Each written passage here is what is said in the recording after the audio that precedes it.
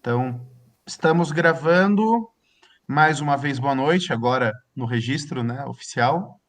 São 7h22 do dia 22 de agosto de 2023 e estamos começando o conteúdo, porque a aula a gente começou já faz quase 20 minutos, mas vamos começar agora com o conteúdo da aula de hoje, a nossa quinta aula do curso de Sociologia e Antropologia do Direito, onde a gente vai tratar do pensamento de Max Weber. Os temas são desencantamento, legitimidade e capitalismo. O pensamento do Weber, pela atualidade, apesar de ser um autor da virada do século, mas é um pensamento que segue muito relevante e que é muito extenso naquilo que diz respeito à importância para o direito, ele vai ser contemplado em duas aulas, então a gente hoje apresenta a parte do pensamento dele. Semana que vem eu vou concluir esse pensamento e eu pretendo aplicar um pequeno trabalho que diz respeito a, vamos dizer, um caso prático para a gente solucionar a partir de alguns conceitos desse autor, tá? Então a gente tem aí duas aulas com Weber, com isso a gente fecha o nosso primeiro mês de aula, e em seguida, nos dias 5 e 12 de setembro, vamos abordar o pensamento de outro sociólogo, economista, filósofo muito importante, muito lido, muito discutido, muitas vezes mal interpretado, outras vezes seguido às cegas, que é Karl Marx. Então a gente vai ter um estudo aí de 2 semanas a respeito do marxismo. O marxismo acaba sendo a vertente política do estudo de Karl Marx. Normalmente, quem estuda as teorias de Marx na perspectiva sociológica ou filosófica são marxianos e não marxistas. Então, a gente vai aí percorrer esses dois caminhos, porque é um autor que, gostem ou não dele, transformou um modo de ver de muitas pessoas aí ao redor do mundo, ok? Então, vamos lá. Nosso autor de hoje é Max Weber. Max Weber é alemão, nasceu em Erfurt, na Alemanha, obviamente, é alemão, né? Na verdade, na Prússia. A Alemanha veio se formar como Estado Nacional alguns anos depois. Quieto, Vina! Em 1864, morreu em Munique, capital da Baviera, no ano de 1920. Então, ele viveu a Primeira Guerra Mundial e morreu ali alguns anos depois da sua conclusão, do seu desfecho. É um autor que tem uma contribuição muito grande, e como eu digo muito grande, eu digo inclusive maior do que as dos que a gente estudou até aqui, na consolidação da sociologia enquanto uma ciência, enquanto uma disciplina acadêmica. Vocês se lembram, né? A gente está estudando os pais fundadores dessa ciência, os primeiros autores que se debruçaram de maneira técnica a respeito do funcionamento da sociedade. E o Weber ele vai ter uma característica que é o que faz o pensamento dele tão rico e também tão mais próximo de nós do que autores como como Durkheim, ou como Comte. Comte era um apaixonado, ele achou ali uma linha científica, mas acabou querendo fundar uma religião. Weber ele tinha a ideia muito forte de querer formar uma ciência pura da sociedade. E Weber ele tinha uma formação acadêmica, profissional, pessoal, mais plural. Ele era um gênio, né? Como essas pessoas que a gente está estudando. Mas ele era jurista, ele era economista e ele era cientista político. Ele tinha formação nessas três áreas.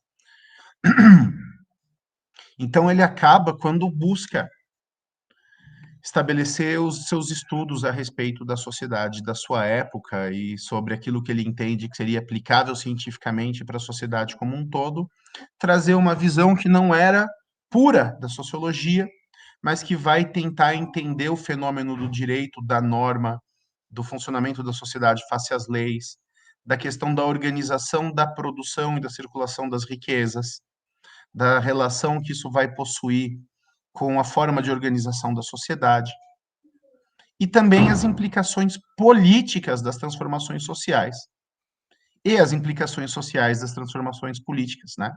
Então, ele... Só um minutinho.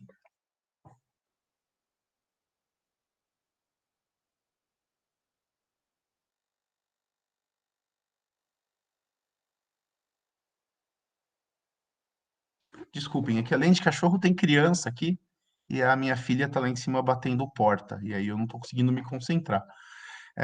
Aula em casa tem dessas, né? É um dos motivos, inclusive, de eu fazer as minhas aulas do trabalho, mas hoje isso não foi possível, estão dedizando o prédio, então eu fui enxotado para fora. Enfim, Weber, ele tinha essa visão interdisciplinar, ele trazia conhecimentos de vários outros campos da ciência e tentava reuni-los num todo coerente, e por isso ele tem muitos insights, muitas ideias, que são muito mais próximos de nós, a Andrea chegando. Andrea, boa noite.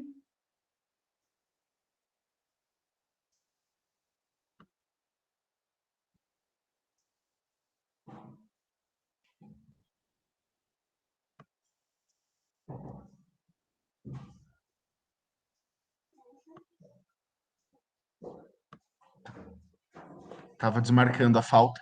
Andréia, bem-vinda. Vamos seguir. Então, Weber, ele é um dos escritores, um dos autores mais influentes de todos os tempos, certamente um dos maiores escritores e um dos maiores pensadores do século passado, do século XX. Ok? A obra dele é composta por muitos livros que ele publicou. Os principais, os mais famosos, são esses aqui: A Ética Protestante e o Espírito do Capitalismo, Economia e Sociedade, que é uma obra póstuma, um conjunto de escritos que ele deixou inacabados e que foram publicados depois da sua morte. A Política como Vocação. Esse livro também vai ser encontrado numa edição chamada Ciência e Política, duas vocações. Ele vai ter um livro sobre metodologia da pesquisa em sociologia, que se chama Objetividade do Conhecimento nas Ciências Sociais e na Política Social. E ele vai ter um livro chamado Ensaios sobre Sociologia da Religião. Então, esses livros, especialmente o Ética Protestante e o Espírito do Capitalismo, os artigos que compõem o Economia e Sociedade e o Política como Vocação, eles vão influenciar toda uma geração de pensadores, especialmente no Ocidente capitalista. Weber, ele é um autor que vai se debruçar sobre o fenômeno do capitalismo e sobre o fenômeno de que por que algumas sociedades enriquecem, se desenvolvem e outras não, e de qual que é o papel do indivíduo face à sociedade. Então ele tem, e até curioso isso, porque ele tem sobre a sociologia uma visão que não é muito coletivista. Normalmente a sociologia, até por ter essa pegada de estudo da comunidade, do estudo das interações sociais, ela tem, enquanto ciência, uma marca muito forte na primazia da sociedade sobre o indivíduo, de como o grupo social interfere, intervém e influencia nas ações individuais. E Weber, ele vai seguir pelo caminho contrário, que é o de estudar a sociedade não a partir do todo social, não a partir do tecido social, mas a partir do posicionamento do indivíduo, da pessoa, face ao grupo, certo? A primeira obra que eu vou comentar com vocês, e a obra mais famosa de Max Weber, que vocês talvez até já tenham ouvido falar, é essa primeira da nossa lista, que é a Ética Protestante e o Espírito do Capitalismo. Eu ia falar do contexto histórico, eu falo depois.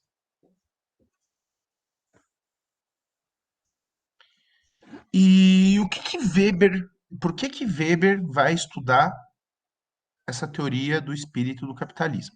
Eu vou ter que falar do contexto histórico antes, não adianta. Vocês viram ali o período dele de nascimento, o período dele de vida. Ele é um cara que viveu o auge da Revolução Industrial e que viveu o período da Primeira Grande Guerra no final de sua vida. Então ele acompanhou, e o mesmo a gente pode dizer a respeito dos outros autores que são os fundadores da sociologia, grandes mudanças sociais. E ele acompanhou na Alemanha e na Europa Ocidental aquilo que foram as consequências da urbanização, aquele processo que a gente já comentou, das pessoas deixarem o campo para cada vez mais buscarem empregos que elas consideravam mais rentáveis e mais seguros nas nascentes indústrias e na economia que se organizava ao redor disso. Sim, porque as pessoas falam tão mal da Revolução Industrial, mas o fato é que a imensa maioria das pessoas, quando surge a vida urbanizada industrial, abandona o campo para viver nas cidades. Então, de alguma forma, aquela nova vida e aquele novo mundo eram mais atraentes do que o mundo tradicional, do que o mundo antigo, do que o mundo rural.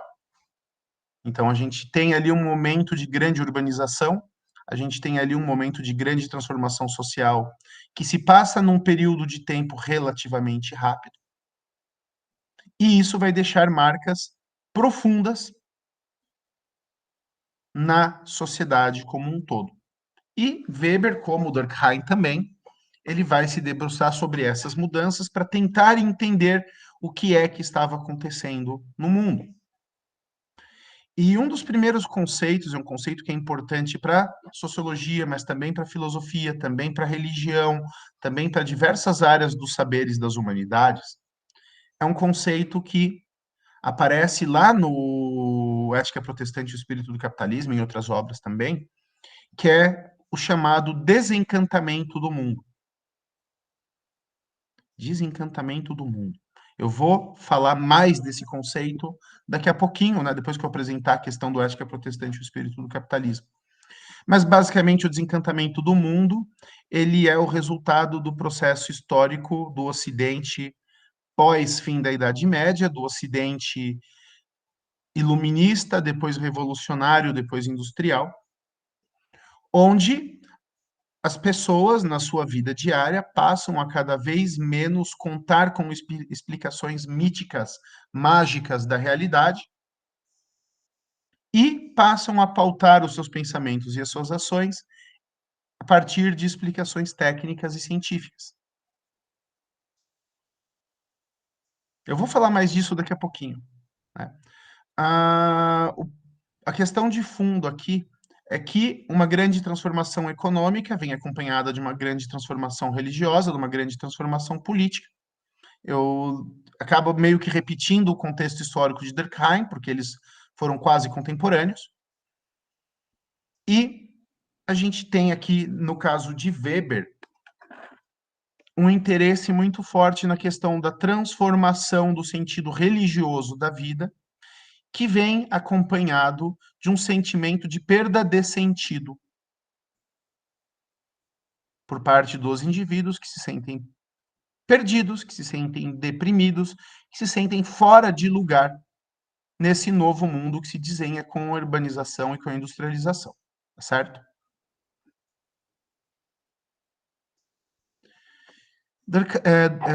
Weber ele vai estudar o desenvolvimento das primeiras formas de capitalismo, especialmente de capitalismo industrial, e ele vai fazer isso fazendo a comparação econômica entre algumas regiões da Europa. E ele vai ter por tese a ideia de que a ética protestante,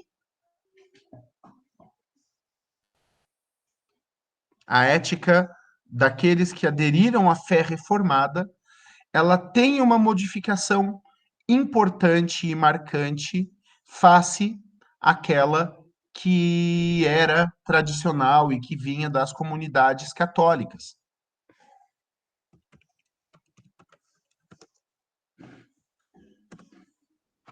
Vocês estão vendo aí na tela, né? Essa passagem, ela vai estar, ela vai constar. Deixa eu só achar aqui que eu esqueci de pôr o nome do livro. Romanos, no livro, na carta de São Paulo aos Romanos, ou de Paulo aos Romanos, capítulo 8, nos incisos 28 a 30. Né? Então, aqui os versículos 28 e 29 que eu transcrevi. E sabemos que todas as coisas contribuem justamente para o bem daqueles que amam a Deus, daqueles que são chamados segundo o seu propósito.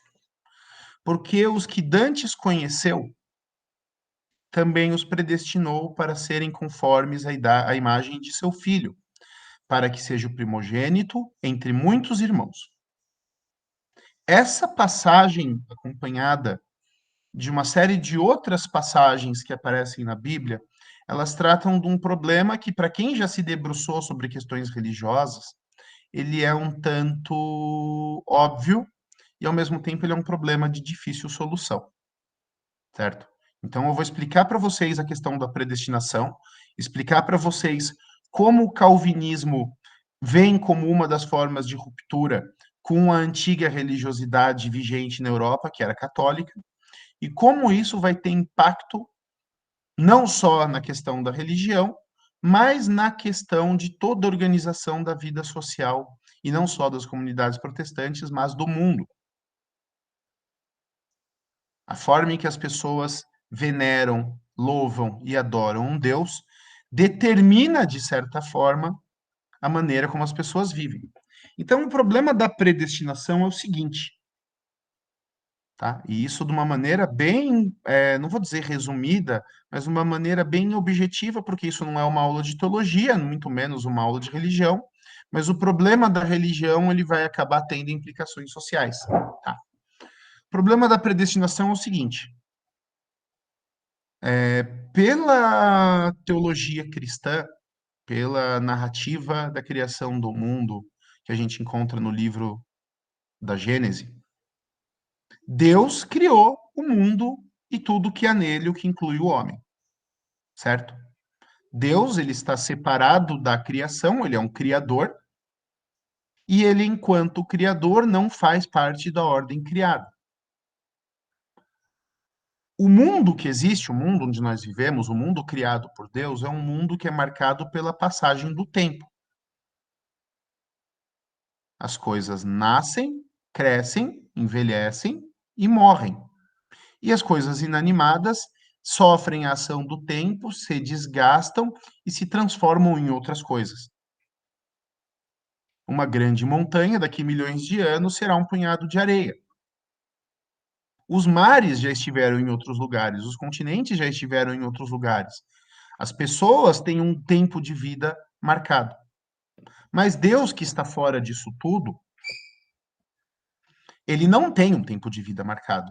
O tempo é prerrogativa e o tempo é uma característica da criação e não do criador. Ok? Imaginem, por exemplo, a situação que vive a escritora de um livro, o escritor de um livro, de uma novela. E ele desenvolve na cabeça dele as personagens, ele desenvolve na cabeça dele o enredo, ele escreve aquela história, e quando ele escreve aquela história, ele, pelo menos no que diz respeito à forma, ou seja, à narrativa, ele cria aquele universo, certo? Então a gente tem aí uma novela que está entrando no ar agora, tem aí, como é que é? Fuzue, que terminou a Vai na Fé, e começou Fuzue. A pessoa que está escrevendo essa novela, ela tem na cabeça dela quem são os personagens, qual é o caráter desses personagens e o que essas personagens vão fazer. Para nós que assistimos a história no dia a dia, para quem acompanha a novela, eu acredito que vocês não acompanhem novela, porque ela é no horário da aula, é que a novela das 7 ela acaba repetindo de madrugada, né? Enfim. Mas para quem acompanha uma novela, ou para quem pega para ler um romance, um livro, nós vamos conhecendo as pessoas e as suas reações, e o seu caráter, e as suas características, e o seu destino, na medida em que o tempo passa, certo? Certo? Sim, Ok. sim, Agora, ok. Só que quando eu estou pensando na relação das personagens com o criador, não existe surpresa. O criador está fora da história, ele pariu aquele mundo. E tudo que acontece naquele mundo é uma emanação da vontade do criador. Todas as personagens de um livro vão fazer exatamente aquilo que o autor do livro quer que faça, certo?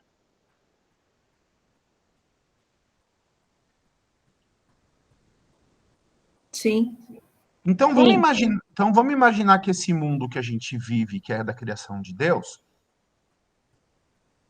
ele, enquanto criação de Deus, ele é o mundo onde as pessoas, onde os homens, as mulheres, são livres.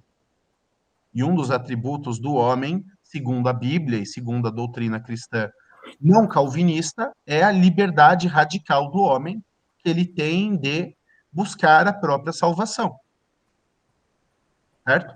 Então, a minha história no mundo não está escrita.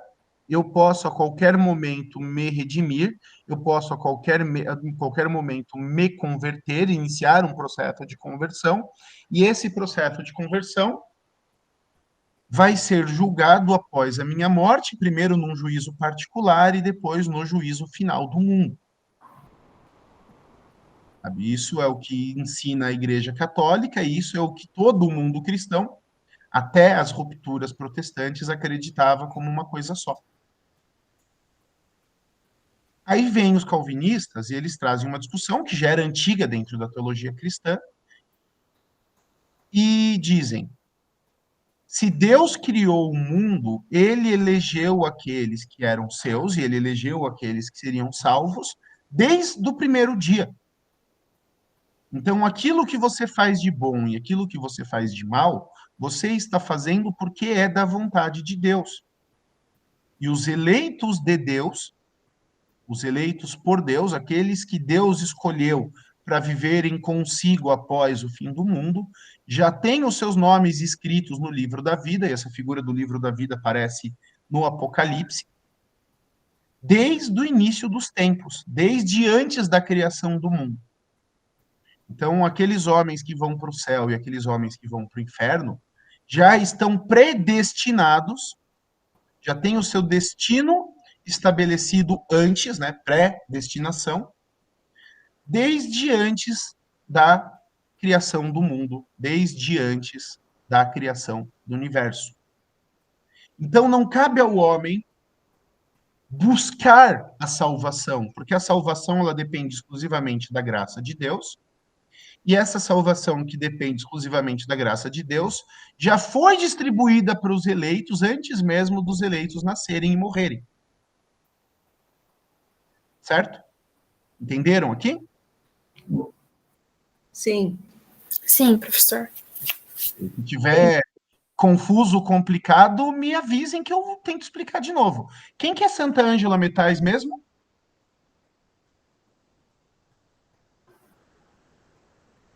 É o Tiago. Ah, é o Thiago. Então deixa eu corrigir a chamada dele aqui também. Fala, Thiago. Boa noite. Boa noite. Bem-vindo. Obrigado. Deixa eu corrigir aqui a chamada que eu tinha marcado falta para ti. Agora eu vou desfazer.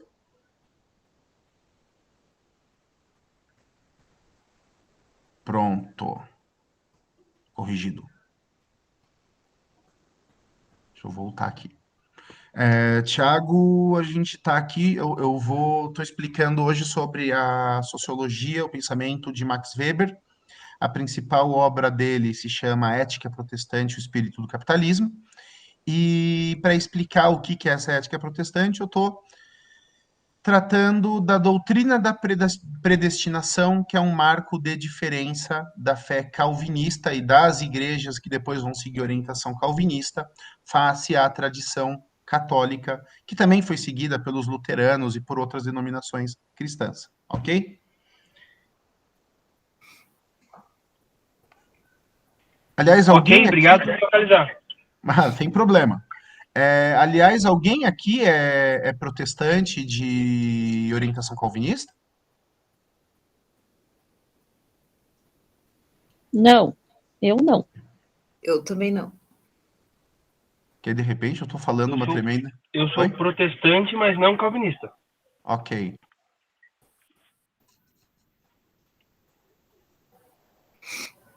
Bom, porque de repente eu estou falando em alguém que segue a doutrina calvinista e me corrige, Não. né? Eu não acho que eu esteja falando besteira, eu já estudei o assunto, né? Mas se tiver alguém que possa falar com mais propriedade, é sempre bom. Enfim, a questão da predestinação é essa. Então, os cristãos católicos e as igrejas que saíram da reforma, mas que mantiveram uma certa substancialidade com o catolicismo, então, a gente pode pensar na igreja anglicana, nas primeiras igrejas metodistas, que é perdão, presbiterianas, Os metodistas até têm uma orientação nesse sentido, mas as primeiras igrejas presbiterianas, a igreja anglicana, a igreja luterana, que guardam uma boa parte da catolicidade, apesar de terem rompido com a unidade com a igreja de Roma, elas não vão seguir essa doutrina, mas por um território considerável da Europa, o calvinismo ele vai se afirmar como uma base importante da fé. Então, se pro calvinista a questão da salvação ela não depende dos méritos do fiel, ela já foi definida por Deus desde o início dos tempos. Não existe nem a liberdade do homem face a Deus e nem a possibilidade da conquista da salvação no mundo por meio das obras e por meio da fé. Então, o objetivo de vida e o modo de orar e o modo de se colocar no mundo e o modo de viver do calvinista, ele vai ter uma marca de diferença considerável face a de outras denominações cristãs. Né? Então, os calvinistas eles vão se esforçar para demonstrar, para descobrir em si e para demonstrar a própria eleição, ou seja, a eleição de si próprios por Deus. E como eles vão fazer isso? Por meio do trabalho árduo e do trabalho bem-sucedido. Vamos voltar aqui na passagem da Bíblia. Volta lá.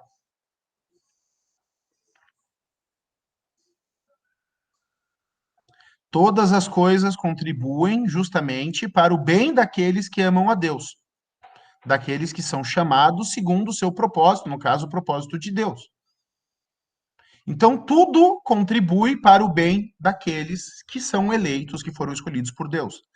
Se tudo contribui para o bem daqueles que foram escolhidos por Deus, então se entende, e essas pessoas entendiam, que aqueles que eleitos por Deus eram, eles tinham no mundo uma condição de vida que os livrava de certos males e de certas dificuldades. Então, essas pessoas, elas trabalhavam de maneira firme, de maneira dedicada, de maneira quase incansável, para com isso obterem o quê? Um certo conforto material e uma certa condição de vida onde os seus pecados, onde as suas falhas, onde as suas fraquezas não ficassem expostas, porque assim, acho que é um fato, né, que muitos dos pecados as pessoas cometem ou por ignorância ou até por falta de condições de vida. É muito difícil ser virtuoso com a barriga vazia. E um eleito de Deus vai estar passando fome, um eleito de Deus vai estar cometendo crime, um eleito de Deus vai estar cometendo adultério, matando tempo no serviço. Não. Então, os calvinistas entendiam que uma forma deles demonstrarem para si mesmos e para a comunidade que eles eram eleitos e que iam estar juntos de Deus pela eternidade era trabalhando duro e trabalhando duro obtendo sucesso no mundo. Porque não há aquela possibilidade da conversão de último momento. Deus salva quem ele quer. E aqueles que ele salva, aqueles a quem ele escreveu o nome no livro da vida, aqueles que ele elegeu desde o início dos tempos, essas pessoas vão ter uma condição de vida de acordo com essa eleição. Então, essas pessoas que seguem essa orientação teológica religiosa, elas vão ter uma ética de trabalho bastante diferentes, uma ética de trabalho bastante diferente daquela que era vigente no mundo católico.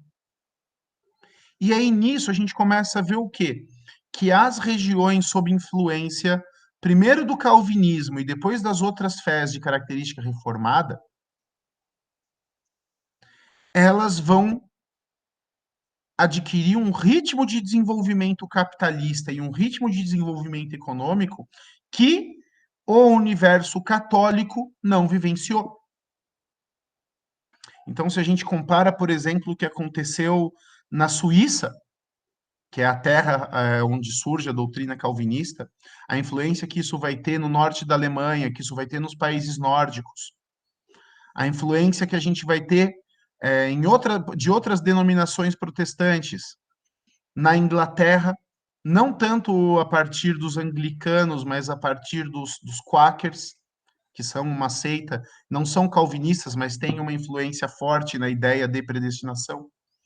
Essas pessoas vão depois emigrar para os Estados Unidos e vão, nos Estados Unidos, criar o caso de desenvolvimento econômico e social mais rápido e bem-sucedido da história capitalista, enquanto o mundo católico permanece basicamente na mesma. Não houve desenvolvimento capitalista no mundo católico? Houve. A França obteve grande desenvolvimento, a Itália, o norte da Itália, principalmente, obteve grande desenvolvimento. A Espanha e Portugal vão ter um desenvolvimento tardio, a Polônia só vai se desenvolver no final do século XX, depois da queda do regime comunista. A América Latina segue subdesenvolvida. Então, Weber enxergou que dessa origem do protestantismo, especialmente do protestantismo de raiz calvinista, há uma diferença de ética e de valores que vai influenciar uma transformação no modo de circulação de riquezas, de produção, de pensamento.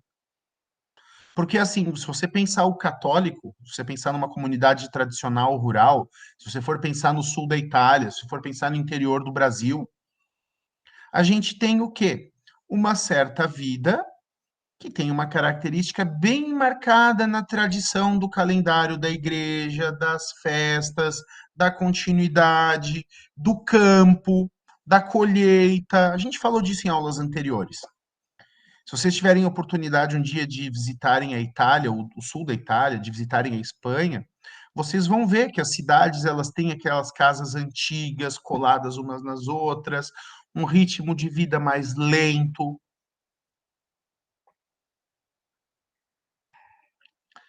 Faz a cesta, toma o vinho, come bastante, aquela figura do italiano gorducho que gosta de uma massa, que gosta de comer, que tem aquelas famílias enormes, sabe? Tipo filme de máfia. Isso é um tipo ideal. Eu não estou apelando para o clichê, porque Weber, ele vai, isso a gente vai estudar na próxima aula, quando ele vai estudar o quando ele vai estudar aí a influência do indivíduo sobre a sociedade, ele vai tratar de um conceito que é o tipo ideal.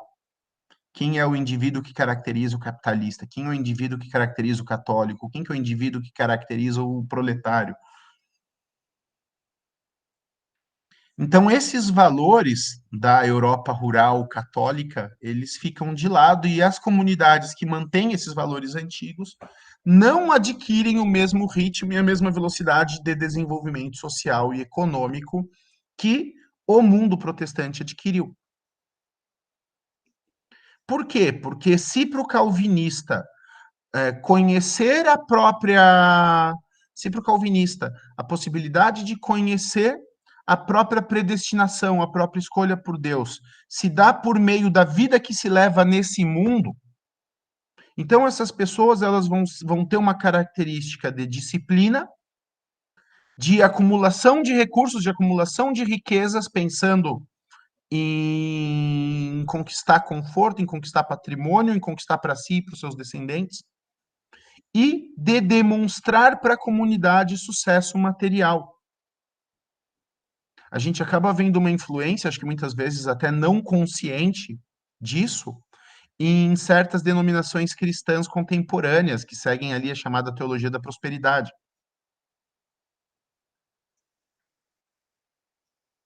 Que Deus honra teu esforço também no patrimônio. Isso não é mentira, sabe? Isso não é mentira, digo, para as outras denominações cristãs.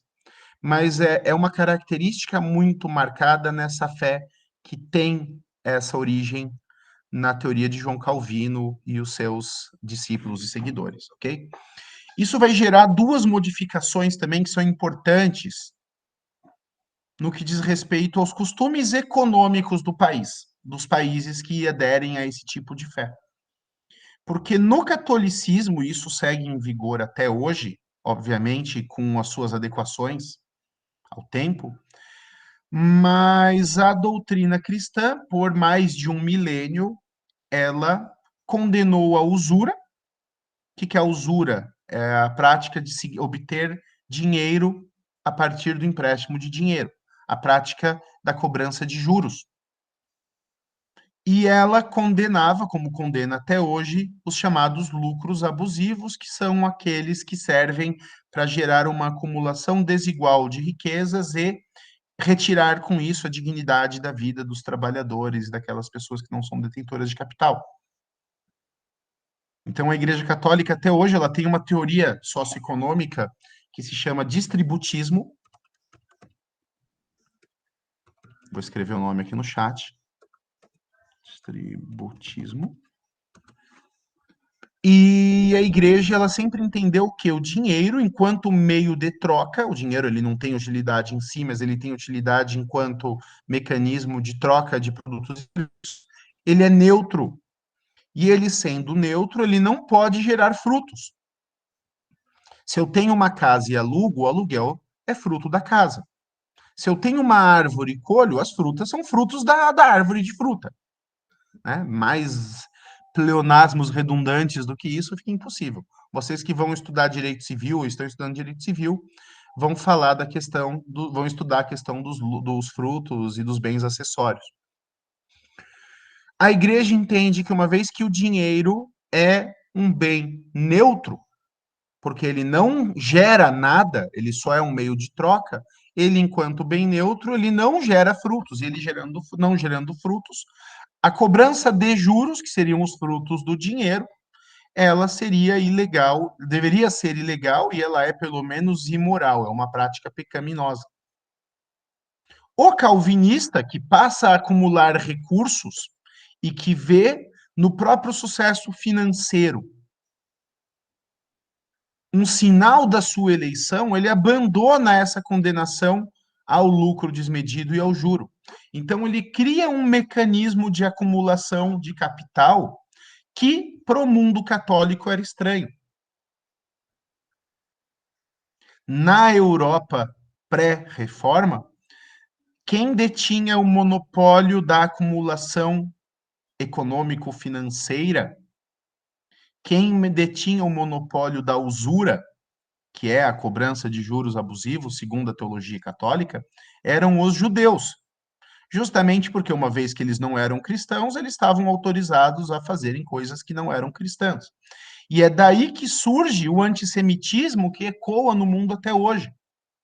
Porque os judeus, eles eram ricos sem sem produzirem.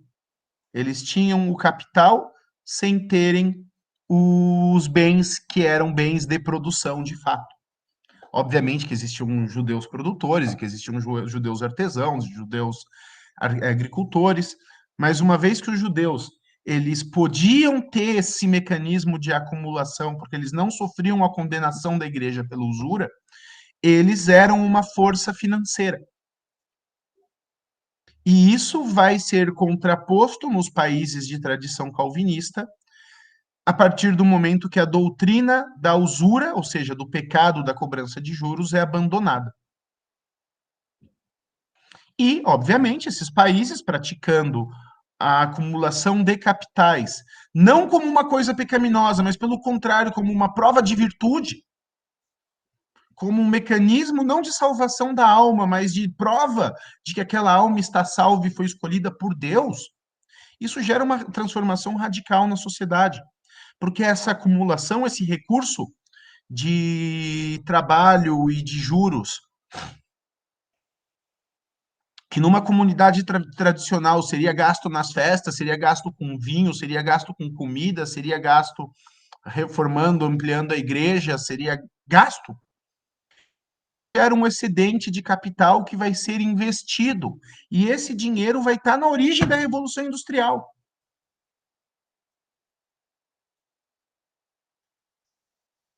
A gente vai ter as riquezas ali da Inglaterra no comércio colonial, a gente vai ter as riquezas dos Países Baixos, né, da Holanda. Hoje eles não usam mais o nome Holanda, eles usam o nome Países Baixos.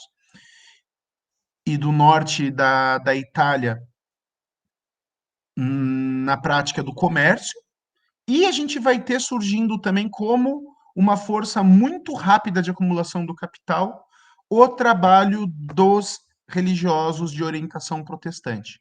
Na Inglaterra, na Suíça, no norte da Europa e nos Estados Unidos da América. E não só de acumulação de capital, mas de acumulação de capital como virtude. A pessoa que enriquece com o fruto do próprio trabalho, ela é boa. O rico não é corrupto. O rico não é mau. O banqueiro não é um pecador. O agiota não é um maldito.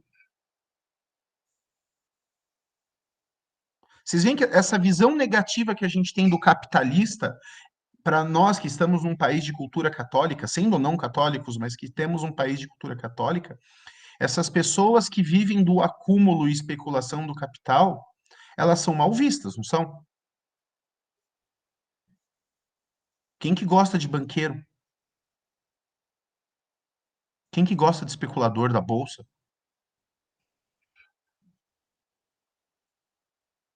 É uma diferença marcante de visão e de cultura que vem de uma forma específica de confissão religiosa e que, vindo de uma forma específica de confissão religiosa, transforma a economia não só dos países protestantes, mas do mundo todo.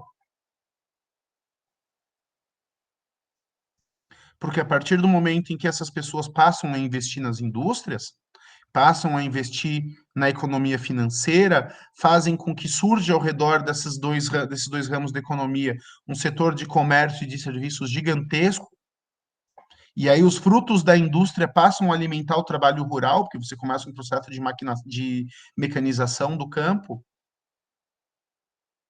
As pessoas se mudam para cidades que tinham 60, 70 mil habitantes passam para casa do 1 milhão em coisa de 50, 60 anos.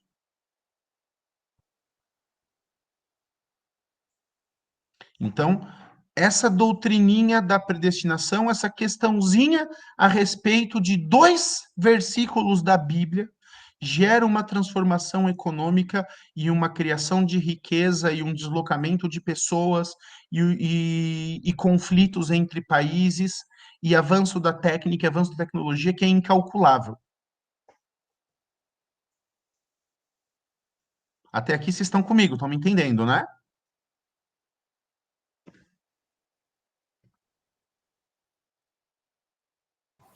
Sim. Sim, professor.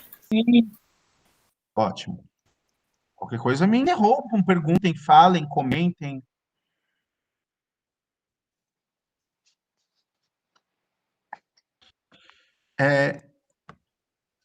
Essa transformação no modo de enxergar o capital, de enxergar o lucro não como uma prática, o lucro abusivo, né? Obviamente, as atividades econômicas sempre foram orientadas para o lucro, mas enxergar o lucro excessivo não como algo pecaminoso, mas sim como um sinal de eleição divina,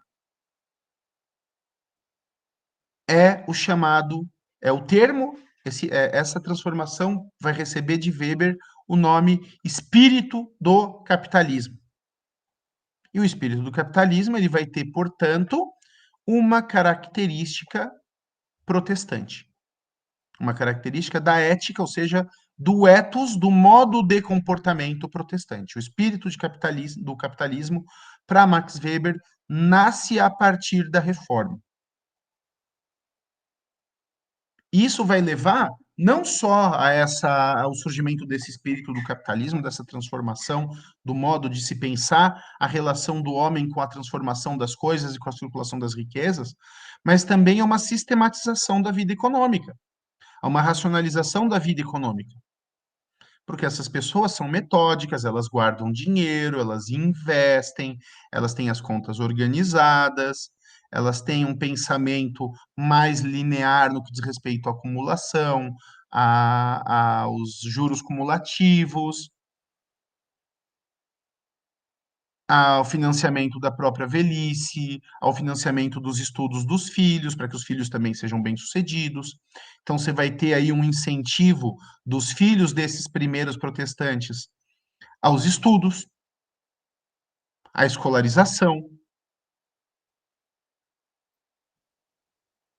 Os países protestantes, eles vão. Isso não é exclusivo dos países protestantes, até porque a França viveu isso de maneira muito forte e é um país católico.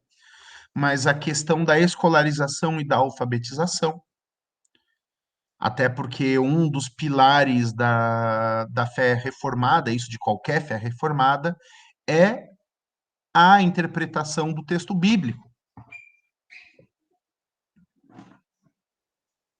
Uma das características que o protestante ele entende que ele tem face ao católico é a questão de que ele está autorizado a interpretar as escrituras diretamente. E para poder estudar as escrituras diretamente, obviamente que ele precisa saber ler e ler bem. E ele precisa ser culto.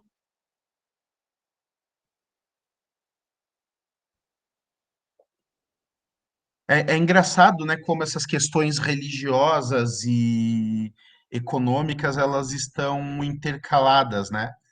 Porque a igreja ela nunca de fato proibiu a leitura da Bíblia. O que acontece é que antes da criação da imprensa, antes de Gutenberg, da criação da prensa, um livro era um artigo de luxo, porque os livros eles tinham que ser escritos na mão, letra por letra. E você também não tinha o papel de característica industrial que a gente tinha hoje. Então a gente tinha ali papiros ou folhas quase artesanais, quase vegetais, onde monges anotavam aquilo à mão, visando conservar o texto para as próximas gerações. E o texto era transmitido para os fiéis de maneira oral. Por que, que o texto era transmitido de maneira oral? Porque imagina se todo mundo pudesse pegar aqueles papiros que esfarelam. Tem lá a Ordem dos Monges Copistas, que é uma das ordens da Igreja Católica. O carisma deles era simplesmente copiar a Bíblia à mão para distribuir cópias para os padres recém-ordenados.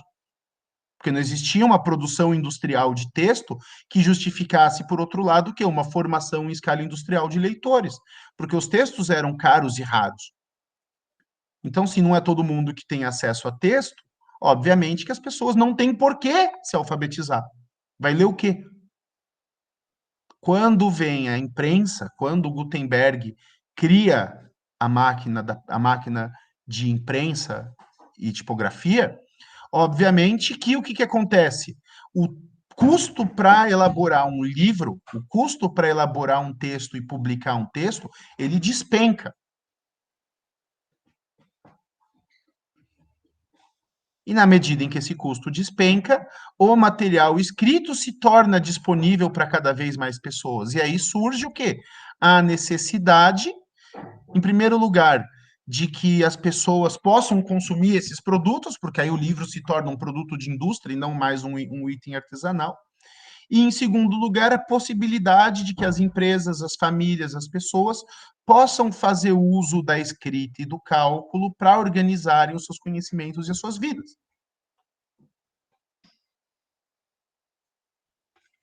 É louco isso, né? A invenção de uma máquina tem um impacto religioso tão grande. E, por outro lado, uma interpretação das escrituras vai ter um impacto econômico tão grande, as coisas elas estão tão interligadas, tão intercaladas, que é difícil a gente, por exemplo, e é por isso que eu gosto do Weber mais do que dos outros autores, porque é difícil então a gente ter uma leitura linear, sabe? É a indústria que determina, é a economia que determina, é a religião que determina, é a biologia que determina o resultado do comportamento humano. As coisas elas se misturam. As coisas elas estão intercaladas. Já ouviram falar em teoria do caos?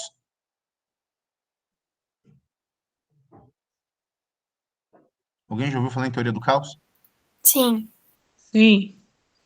Então, né, uma borboleta batendo asas aqui pode, numa cadeia de causação imprevisível, gerar uma tempestade na China. Os nossos atos, eles têm consequências que são incontroláveis e imprevisíveis. Tem um filme muito legal que fala disso, né? A gente sempre acaba, né, indicando filme, série, música. É um filme muito bacana que trata dessa teoria do efeito borboleta, que é aliás, que é justamente o Efeito Borboleta, o nome do filme. Assistam, os que não assistiram ainda. O 1, não o 2. O 2 é ruim, mas o primeiro é bacana. Então, esse é o espírito do capitalismo. Vamos seguir?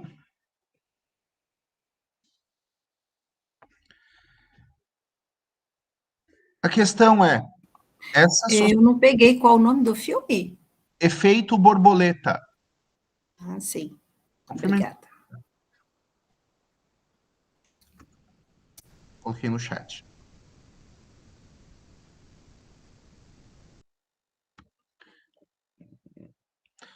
Para essa questão da posição do criador face à criação e da liberdade da criatura perante o criador, que é ali o que estava na doutrina da predeterminação, tem um filme legal também que se chama Stranger Than Fiction. Deixa eu passar aqui. Como é que é o nome dele em português, que eu sempre esqueço? Peraí.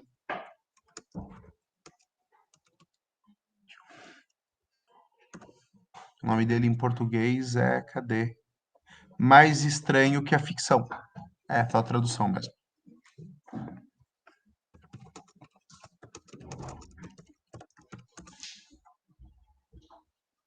Que é a história de um homem que se descobre personagem num livro de uma autora que tem o hábito de matar os personagens dos seus livros.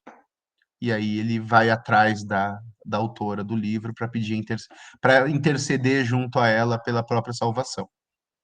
E aí o criador e a criatura se misturam num único mundo, é bacana, e dá para entender bem essa questão do criador de mundos face ao mundo, que é o fundo ali da questão da predestinação, ok? Tudo isso para dizer que essa mudança de perspectiva religiosa, ela vai gerar uma transformação social gigantesca, porque ela vai servir de acelerador e de um acelerador gigantesco para o capitalismo. E quando eu estou falando de capitalismo, eu estou falando de um processo de racionalização da produção, de urbanização acelerada e de mudança extremamente rápida na organização do dinheiro, do poder e do modo de vida das pessoas. Então é algo que a gente comentou já nas aulas anteriores, né? A perspectiva de mundo que tem o indivíduo numa família pequena ou vivendo sozinho numa cidade onde ele é empregado, e a pessoa que vive com uma família grande numa sociedade tradicional rural. E essas pessoas, elas vão passar pelo processo, e agora sim a gente comenta, de desencantamento do mundo. Lembram quando a gente estudou ali o Comte, que ele fala lá que a vida começa no estágio religioso, depois passa para o estágio metafísico, e depois entra para o estágio positivo? Acelera aí! Tá no carro?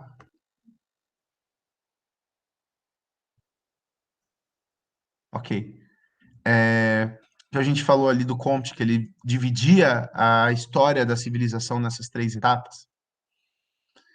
A sociedade moderna, ela vai ser o resultado do abandono quase que total dos fenômenos mágicos e religiosos na explicação do mundo. Então, se a gente pensar na antiguidade, a floresta era um local sagrado. A floresta é onde viviam os doentes, era onde viviam os druidas, era onde vivia Pan. Era um local onde acontecia a magia, era um local onde a vida se renovava. Era um local de sagrado.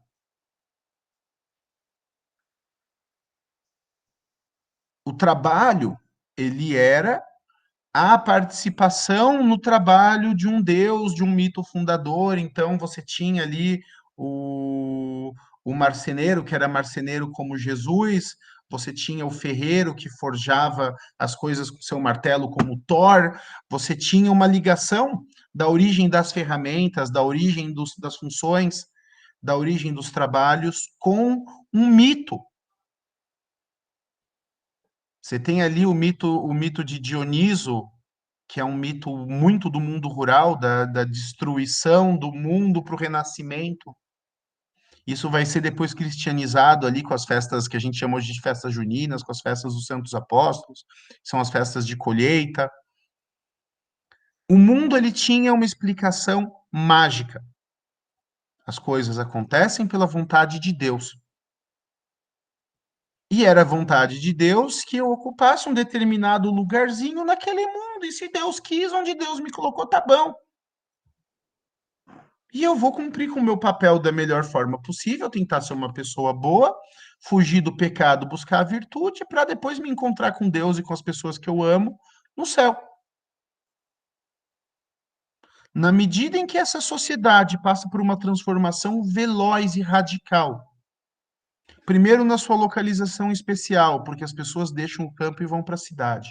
Depois no seu modo de trabalho, as pessoas deixam esses trabalhos consagrados e marcados pela tradição e vão trabalhar em indústria. Qual que é o mito fundador da indústria? Quem que é o Thor do trabalhador de fábrica? Quem que é o São Pedro do navio de pesca industrial? Quais são os deuses que habitam numa floresta de eucalipto que é plantada para ser derrubada?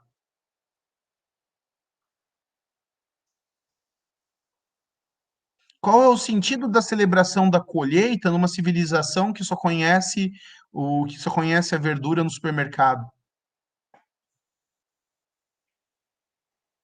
Vocês entendem então que o mundo ele perde esse caráter mágico e ele perde esse caráter sagrado? E ele cai em uma situação que é uma situação de desencantamento. As coisas não têm um sentido para além delas mesmas. O trabalho é o trabalho e eu vou para lá para ganhar dinheiro, porque se eu não ganhar dinheiro eu não como. Eu não estou dignificando a minha profissão, eu não estou participando de um mito fundador, eu não estou fazendo algo que faz sentido. O trabalho é alienante. E a gente vai estudar alienação com uma profundidade maior quando a gente for tratar de Karl Marx. Mas por que o trabalho é alienante? Porque eu faço um negócio repetitivo que não tem sentido nenhum e que me separa do sentido da vida. Me separa da minha comunidade, me separa da minha família. Eu passo 14 horas na fábrica, como é que eu vou ter aquela família de 25 primos, 12 irmãos, e vai todo mundo tomar vinho no almoço, depois dormir, para depois voltar para a colheita?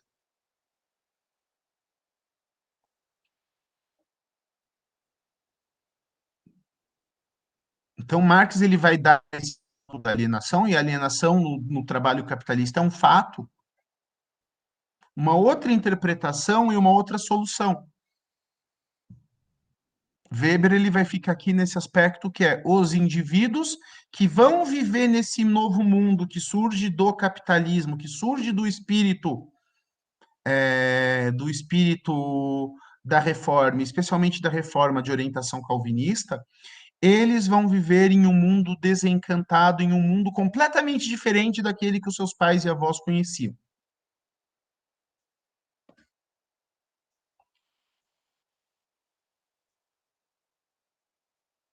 Então, aqui as pessoas poderiam enfrentar, por causa disso, desafios existenciais e uma sensação de anomia. O que é anomia? Falta de normas e valores claros para guiarem suas vidas.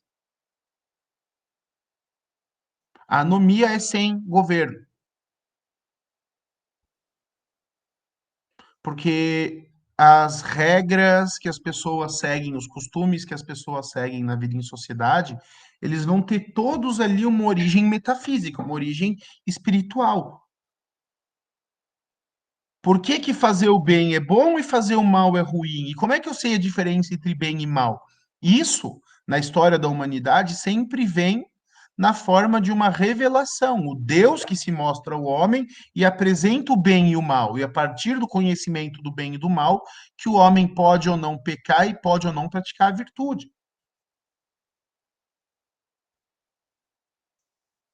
A alienação capitalista e a transformação do mundo pós-revolução industrial, ela tira essa referência daquilo que é comportamental, do que é certo e do que é errado, do que é bom e do que é ruim.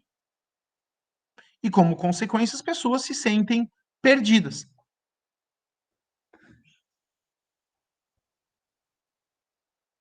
Estão me entendendo, né? Sim. Não estou falando nada que vocês acham que não tenham já vivenciado, creio eu, né? Infelizmente, esse é o nosso mundo. Ou felizmente, né? Isso também tem vantagens enormes. Então, resultados: você vai ter na política um processo de secularização. Então, esses países vão quase todos passar por revoluções que vão dessacralizar a política, vão esvaziar ou eliminar o poder dos reis enquanto interventores no mundo político entre a vontade de Deus e a vontade dos homens, e vão esvaziar de sentido ritual as instituições políticas. O sentimento religioso, ele também vai se esvaziar, porque ele vai se transformar muito mais num sentimento de estudo do texto e relação direta com a divindade. Enquanto a fé tradicional, a fé dos católicos do interior e a fé dos católicos anteriores à reforma, ela é muito uma fé comunitária, ela é muito uma fé da festa, do encontro, da missa. A missa católica é um diálogo da comunidade com o Cristo. E a oração individual ali vai ter um lugar muito pequeno. Enquanto um culto protestante, ele vai ter a pregação e ele vai ter um número de orações individuais, que às vezes são até simultâneas à pregação, que para um católico é estranho. Então você vai ter aqui, eu falo de um sentimento de esvaziamento do sentimento religioso nesse sentido tradicional, do sentimento religioso comunitário. A relação do indivíduo é a relação dele com Deus. Agora, se não é uma relação comunitária, a presença desse sentimento religioso na sociedade, ela vai diminuir.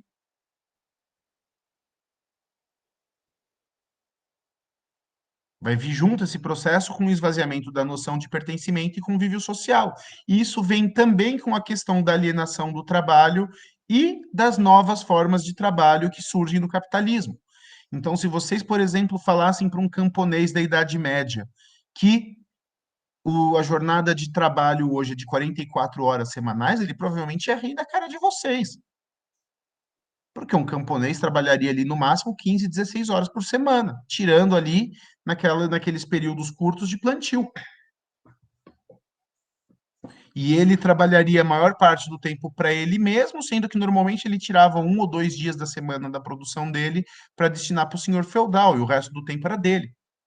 Enquanto hoje o que a gente tem de resto do nosso tempo, basicamente, é a noite, onde a gente estuda ainda para se qualificar para trabalhar mais e dorme. E aí, com essa pressão do tempo, da jornada de trabalho, do estudo,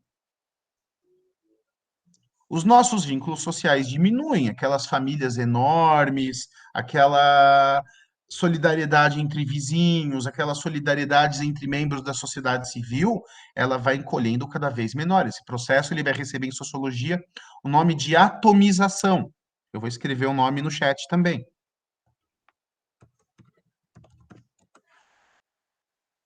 As pessoas elas vão se tornando cada vez menos agentes sociais e cada vez mais átomos. O que é um átomo? É a menor unidade da matéria. Átomos, eles vão compor células que vão formar tecidos, que vão formar órgãos, que vão formar corpos. A atomização social é o isolamento do indivíduo numa relação que ele mantém apenas consigo mesmo, ou numa relação individual dele para com Deus ou numa relação individual dele para com o Estado, sem a mediação e a participação de outras pessoas.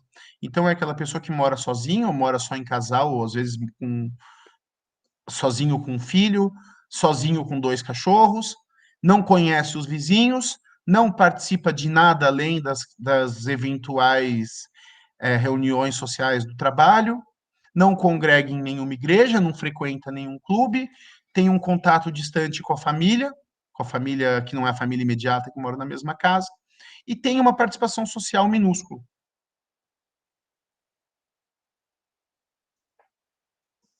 Essa nova sociedade vai encontrar todo um conjunto de legislações, princípios éticos e regras morais que estavam calcados no sistema anterior e vai olhar para aquele mundo e para aquelas leis e para aqueles mandamentos e vai dizer: isso não faz sentido, isso é absurdo.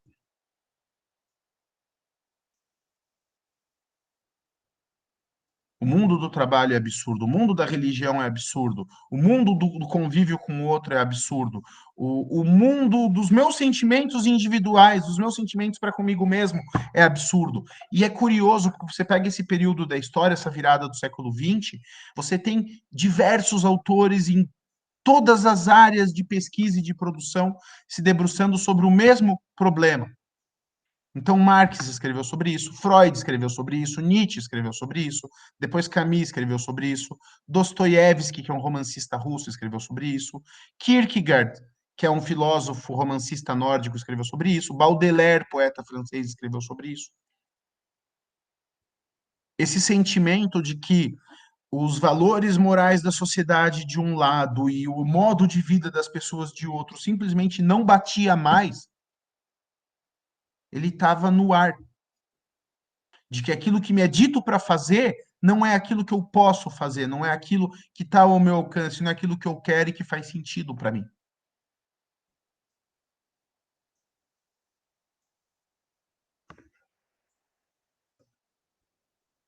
E isso vai trazer um problema sério na questão da política, quando a gente vai questionar a natureza da autoridade. E quando a gente fala da autoridade, a gente começa a falar o quê? Da questão do direito.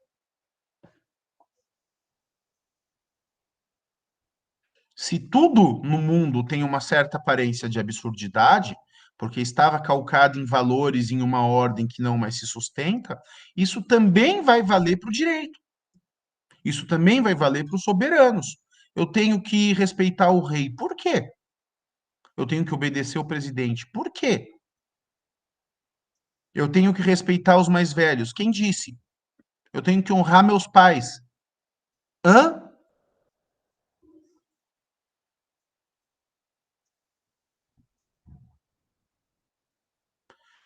Não que essas coisas sejam erradas, mas elas vão ter que encontrar na sociedade novos discursos e novos fundamentos sociais. E a própria questão da autoridade política, ela vai enfrentar uma erosão gigantesca nesse período de transição. E é por isso que esse período foi marcado por tantas revoluções. E é por isso que o final do período dessas revoluções terminou em 2 grandes guerras mundiais. Tem autores que dizem que a Revolução Francesa termina na Segunda Guerra Mundial, que é quando você vai conseguir estabilizar o processo revolucionário.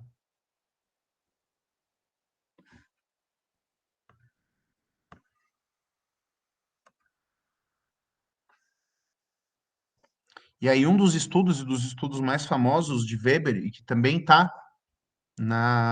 vai estar no Política como Vocação e vai estar também no Ética Protestante, é o estudo que ele faz a respeito dos tipos de dominação.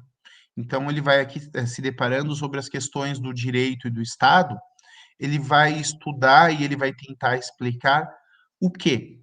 Ele vai tentar explicar por que é que as pessoas obedecem ao poder dos soberanos e por que é que as pessoas obedecem ao poder das autoridades, sejam elas eclesiásticas, sociais ou políticas. E aí, o que Weber ele vai encontrar, analisando ali a relação dos grupos sociais com os diferentes tipos de autoridade? Ele vai encontrar 3 tipos de dominação que ele considera legítimas. E são legítimas por quê? porque elas repousam no consentimento das pessoas à obediência.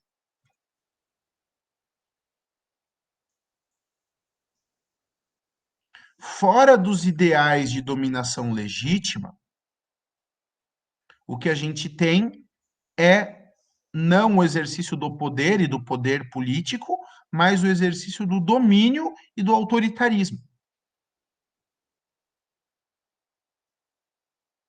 Onde a gente encontra, nesse mundo em transformação, os domínios de autoridade que sejam legítimos, isso segundo o nosso autor. Ele vai encontrar 3 registros para isso. O primeiro é o da dominação carismática. E o que é a dominação carismática? É aquela das pessoas que seguem e obedecem a um líder por conta do seu carisma, das suas características pessoais. E a gente vai encontrar diversas pessoas na nossa vida que são simplesmente carismáticas e que exercem um poder de atração e de convencimento que é simplesmente inexplicável. Você pega os grandes líderes populistas, você pega algumas figuras religiosas, algumas figuras até empresariais, onde os seus seguidores, os seus empregados, os seus liderados sentem prazer e felicidade em servir aquela pessoa por conta de algo que aquela pessoa possui e que simplesmente é dela.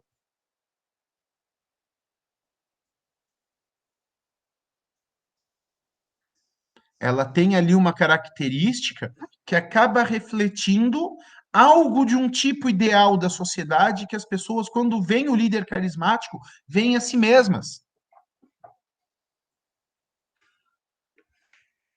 E aí, quando obedecem por meio do carisma, obedecem como se estivessem obedecendo à própria vontade.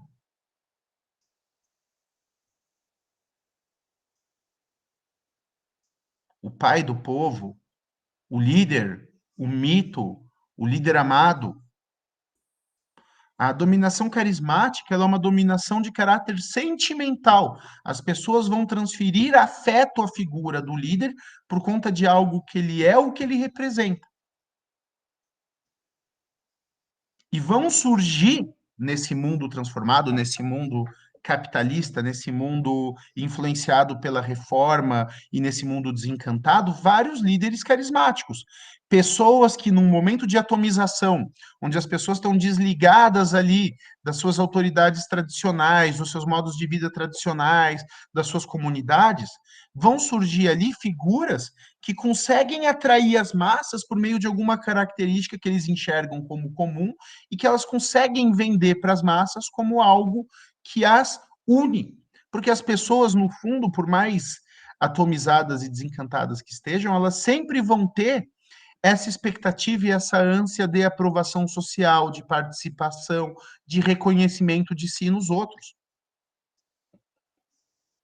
As pessoas confirmam a própria personalidade no outro, em relação ao outro. Então, o domínio carismático, ele acaba, muitas vezes, fundando instituições e fundando estados e fundando religiões a partir do quanto o carisma desse líder consegue penetrar na mentalidade dos seus seguidores.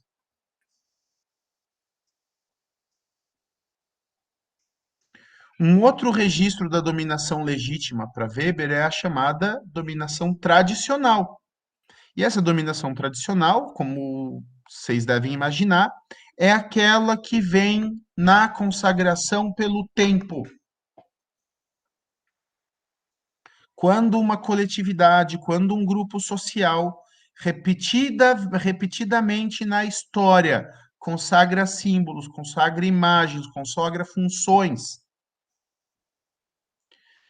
O teste do tempo, ou seja, aquela sociedade foi bem sucedida por 100, 200, 500, 1000 anos, repetindo uma prática, ela vai ter, então, legitimidade para se impor. Porque acaba que nas comunidades tradicionais, a vontade dos mortos, a vontade das pessoas que deixaram ali o mundo dos vivos, mas que imprimiram a sua vontade naquela comunidade, continua sendo ouvida. É só a gente ver a força que tem, por exemplo, nas comunidades nos povos originários, a força que tem a palavra dos ancestrais, a sacralidade que tem o local de repouso dos ancestrais. Então, faça como seu pai, como seu avô, como seu bisavô. E aí, os trabalhos, eles vão ser dados. Reparem que, em muitas línguas, sobrenomes surgem a partir de profissões.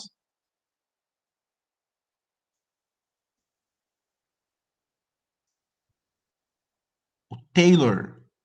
Taylor é o alfaiate. O Smith é o ferreiro. O Fisher é pescador. Quer dizer que o pai era pescador, o avô era pescador, o bisavô era pescador, era a família dos pescadores daquela comunidade. Então, comunidades tradicionais, ou seja, traditio significa entrega, que recebem do passado uma incumbência e levam essa incumbência para frente, elas tendem a ter estruturas de poder que são legítimas por meio da tradição e do tempo. Então, pensem, por exemplo, no governo da Igreja Católica, pensem nas monarquias, pensem nas instituições das comunidades rurais, pensem nos caciques e nos líderes religiosos tradicionais. Não sei se vocês acompanharam a morte da rainha Elizabeth e a posse do rei Charles III. Acompanharam?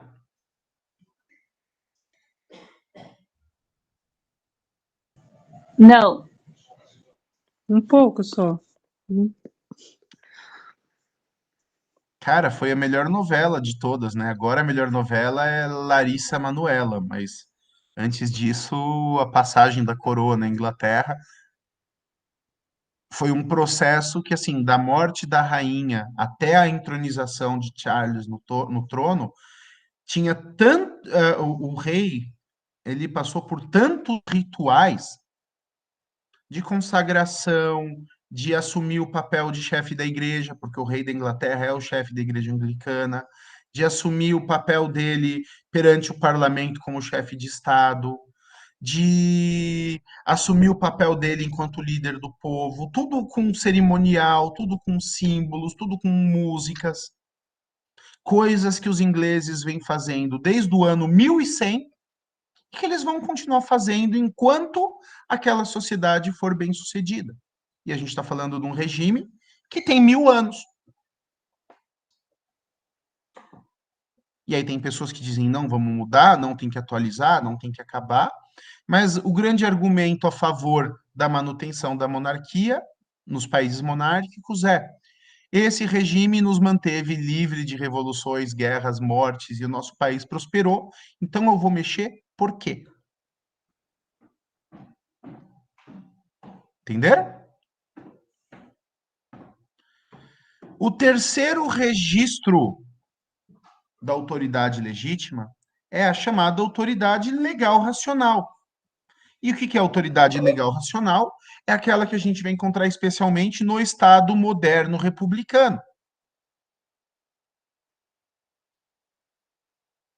Que é baseada não na figura de um líder carismático, não numa história de tradição, mas em um sistema metodologicamente elaborado para organizar o poder na sociedade de maneira a que aquele arranjo de poder funcione sem uma tradição ou sem um líder carismático.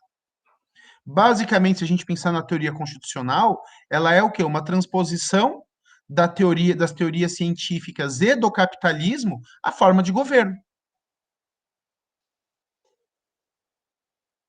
É uma imposição da monarquia, e a gente vai ter ali o paradigma da burocracia, e a burocracia nada mais é do que uma das formas de administração das coisas privadas e públicas, a forma de organizar a circulação da riqueza, de registrar e de destinar os recursos públicos e privados de acordo com conhecimentos técnicos. Então, a dominação legal racional existe uma lei, a lei é impessoal, porque todos são iguais perante a lei, e eu obedeço aquela lei porque eu vejo que aquela lei ela é reflexo da aplicação da razão, da lógica, do bom senso. E eu vou obedecer ao presidente, porque o presidente, enquanto chefe de Estado ou chefe de governo de uma estrutura que é legal e racional, ele está exercendo uma função que é lógica e que ela é lógica e cientificamente necessária. Então eu aceito ser dominado por essa forma de poder porque ele faz sentido. Ele não tem uma longa tradição. O Estado brasileiro, a gente conta sempre a idade de um Estado a partir da sua Constituição vigente. O Estado brasileiro possui, portanto, 35 anos. A gente não vive um mecanismo de dominação carismática, apesar de termos vários líderes carismáticos. A gente não tem um mecanismo de dominação tradicional, porque a gente rompeu com a monarquia lá no final do século XIX. A gente trocou a monarquia, a gente trocou um mecanismo de dominação tradicional por um mecanismo de dominação legal racional. Entenderam até aqui? Sim. Sim. Obviamente que os três tipos de dominação tradicional e os três tipos de dominação legítima, perdão, eles vão ter seus riscos e seus problemas. Qual que é o problema da dominação carismática? O problema da dominação carismática é que o líder carismático morre. E se ele não for muito sábio na criação de instituições, o poder que ele construiu no espaço de uma geração vai desaparecer. Normalmente, grandes líderes guerreiros, eles vão ter esse caráter de dominação carismática. Então, eu pensei aqui em Alexandre o Grande, pensei em Gengis Khan. Historicamente, num recorte mais recente, Adolf Hitler. Você botou um país inteiro para seguir o Führer, para seguir o líder, por causa do carisma que aquele cara emanava, que fez com que as pessoas simplesmente o seguissem, não importasse o tamanho da loucura e da asneira que ele dizia. Porque era uma sociedade tão atomizada e tão desencantada que comprou aquela narrativa da união social pela raça, da coesão pelo progresso, da afirmação do futuro por meio do enfrentamento aos inimigos da nação, da identificação entre indivíduo e nação, passando não pela comunidade, pela família, pela religião, mas pelo líder. Nem todo líder carismático é mau, obviamente que eu trouxe o Hitler aqui, porque o Hitler é sempre um mau exemplo, e os maus exemplos nos ajudam porque a gente aprende a não fazer o que eles fazem, né? Até as pessoas ruins servem de mau exemplo, né? Então ninguém é totalmente inútil. Mas a questão é, uma instituição que se funda num líder carismático, ela tende a acabar após a morte do líder carismático, a não ser que os seus seguidores sejam muito sábios na construção de uma estrutura de poder que transforme aquele carisma em algo a ser projetado para o futuro. Como, por exemplo, a passagem do Cristo pela Terra projetou, a partir do seu carisma, uma estrutura tradicional com a instituição da igreja. E aqui eu não estou falando em igreja em nenhuma denominação, mas igreja é eclésia, né? A união dos fiéis. Então, a dominação carismática ela tem dois problemas. Primeiro, que ela não costuma gerar instituições de longo prazo. Então, você vai ter sei lá, reinos divididos, países divididos que vão se unir em torno de um grande líder, e após a morte desse grande líder, a tendência é que as pessoas voltem às suas dificuldades e às suas guerras.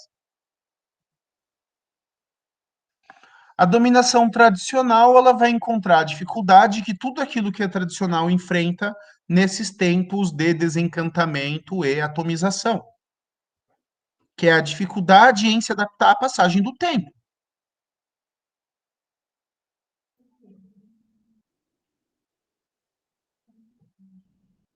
Na medida em que o mundo muda, que os costumes mudam, que as necessidades das pessoas mudam, as famílias mudam, as instituições tradicionais enfrentam o quê? Ou um questionamento da sua autoridade, se for uma dominação do tipo político. Então, as monarquias quase todas foram substituídas ou reduzidas a um papel quase que só cerimonial. Ou, se a gente estiver falando de um fenômeno religioso, tendem o quê? Uma fragmentação, porque na medida em que o carisma da instituição tradicional não atende mais às necessidades de determinado grupo de pessoas, essas pessoas simplesmente deixam a autoridade tradicional para buscarem outras dominações ou carismáticas ou de outras tradições. E quando a gente está falando de tradição em economia, quando a gente está falando, por exemplo, de empresas antigas, de empresas familiares, essas empresas elas encontram aí dificuldades terríveis quando ocorrem grandes atualizações e adaptações nos costumes de mercado. É só a gente ver o que acontece aí, por exemplo, nas empresas familiares e nas empresas que não souberam, por questão de uma estrutura fechada, rígida, se adaptar aos novos tempos. Então, a dominação tradicional ela também tem os seus problemas, ela também tem seus percalços. A ideia da dominação carismática é conseguir sobreviver à morte do líder e se tornar uma tradição.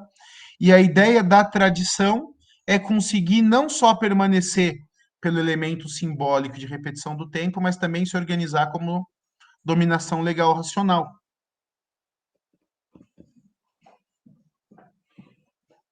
Só que a dominação legal racional, por ser impessoal e por ser moderna, ela tem o quê? Ela tem a dificuldade de gerar empatia e participação sobre aquelas pessoas que ela domina. Então, dificilmente um Estado republicano, legal, racional, que não se funda em nenhuma tradição ou não se funda em nenhuma figura carismática, vai empolgar as pessoas e vai mobilizar as pessoas para os seus fins. As pessoas toleram o Estado, mas você não tem aquela identificação que é fator de coesão social. No longo prazo, um mecanismo meramente burocrático, que não gera razões, não gera raízes burocráticas ou tradicionais, ele tende a perder a lealdade das pessoas. E ele tende a ser atacado por líderes populistas, por líderes religiosos, por organizações tradicionais. Já viram isso acontecer em algum lugar? Um Estado racional, de quem ninguém, um Estado burocrático, do qual ninguém gosta e que sofre crítica por parte de líderes populistas, de líderes personalistas, de líderes carismáticos? Já viram isso acontecer em algum país?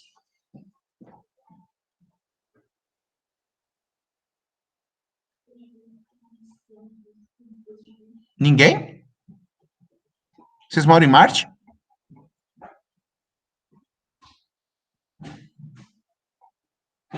Alô? Alô, estão me ouvindo? Estamos. Sim, professor. Já vimos, sim. Aham, Estamos aqui, professor. tá certo. Vocês nunca viram um Estado burocrático ser atacado por lideranças populistas? Em que país que vocês moram?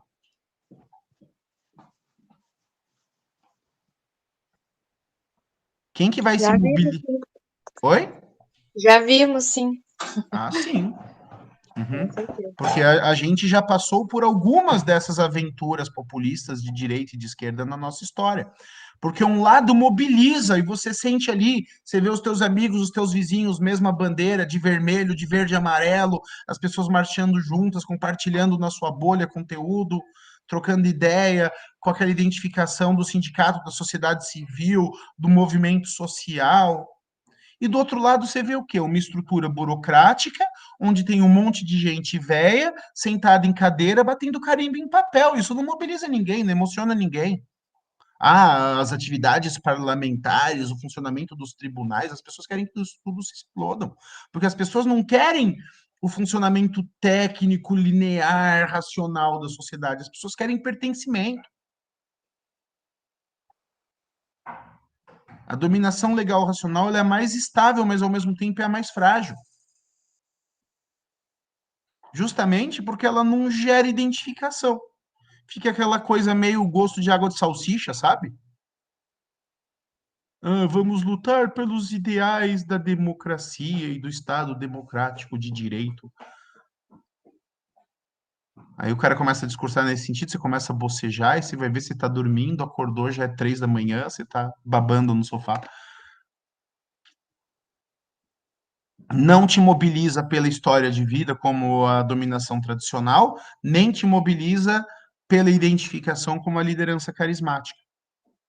Então, a dominação legal racional, ela precisa, de alguma forma, se fundar em um mito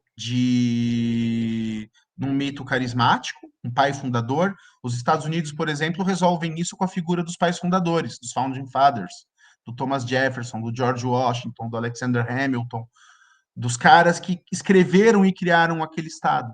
E também na tradição da manutenção das liberdades civis, que foi o que fez com que os Quakers e os perseguidos religiosos, primeiro da Inglaterra, depois da Irlanda, de outros países da Europa e agora do mundo inteiro, procurem aquele lugar.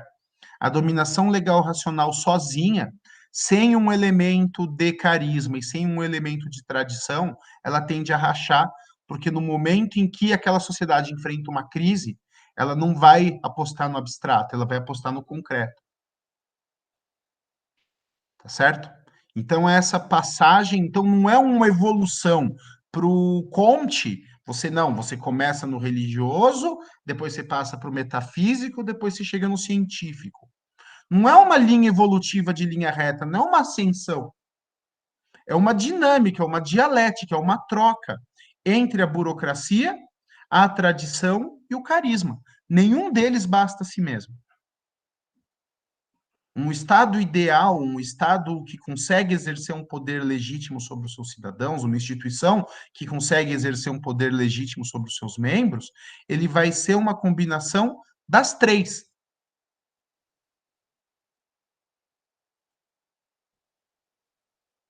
E ela vai ser bem sucedida na medida em que ela combinar as três. E a gente vai ver esse sucesso onde? Duração no tempo. Aí eu penso em Igreja Católica, Coroa Britânica, Confederação Suíça.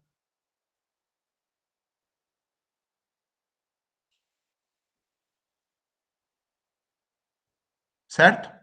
Pessoal, estamos aí já com quase 2 horas de aula. Eu acho que a gente consegue parar por aqui, porque senão a gente vai ter que entrar com mais temas e mais assuntos do Weber e fica puxado. Conversem entre si a respeito da questão das aulas, se presenciais ou online. Decidam aquilo que vocês acharem melhor. Na enquete que a gente passou em sala, a maioria votou para continuar as coisas como estão, mas tinha ali um bom número de alunos que não estava presente, e eu acredito até que essa ausência seja um sinal da preferência pela aula presencial por causa da dificuldade ou para chegar em casa no horário ou pela internet. Enfim, conversem e semana que vem me tragam aí uma resposta definitiva para que eu possa me acertar com a coordenação, tá legal? Pessoal, obrigado a todos aí pela presença, pela participação. Eu vou encerrar aqui a gravação. Fico aí online para tirar dúvidas, conversar alguma coisa que vocês queiram e em seguida a gente encerra a aula. Valeu, gente, até mais. Obrigada. Obrigada. Boa noite.